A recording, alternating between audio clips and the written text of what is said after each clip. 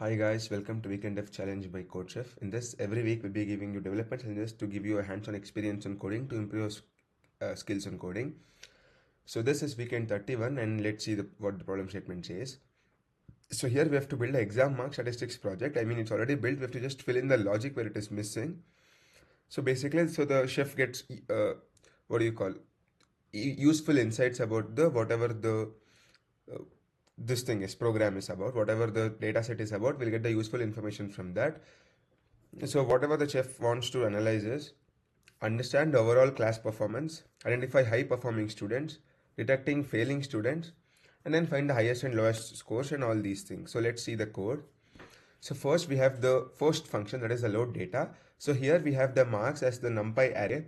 Here all the marks is present, and then we print all the marks saying exam marks as we print all the marks. Now we have the second function, that is the compute statistics, where the input would be marks. So now this marks, whatever we have, this array will be giving as input for this particular function. And now we have to find average, median, and then standard deviation. So how do we do that? We just have simple formulas in NumPy: np.mean, np.median, np.std. So these are the three formulas that we have applied to find the average, median, and standard deviation. And now we are printing all these things using print function. Now after that we return all these three things.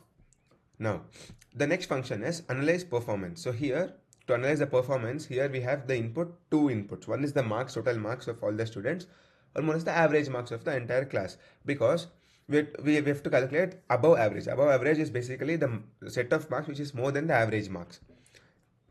So that is the formula for the above average. And then the failed students, for the failed students, it is basically whoever marks is less than 35, those marks are failed students. So those students are failed.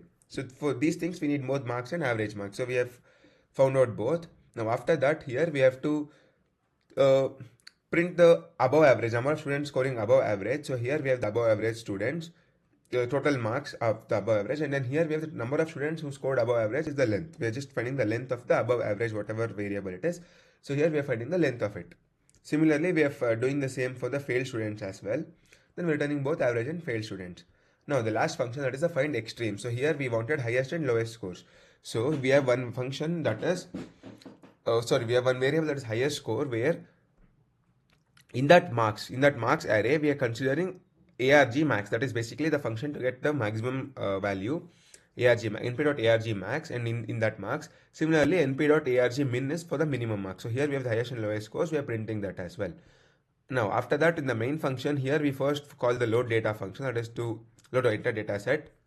After that, if marks is not none, if the data set is not none, if there is something, if the marks is present, then we find average, median, and standard deviation using compute statistics, analyze performance, and then find extreme. So all these things we are calling. Let me run the program now. Alright, so you can see the exam marks is printed. Now class average is 61.3, median is 68, standard deviation is 25. Now for number of students who's scoring above average, all the number of all the marks, set of marks that is more than 61 is printed, and total count of this is also printed. Now students who have failed are the ones who have got less than 35, so that is also printed, and highest score is 90, lowest score is 50. So let me submit the program. Yeah, so that's it for this video. I'll see you in the next video. Thank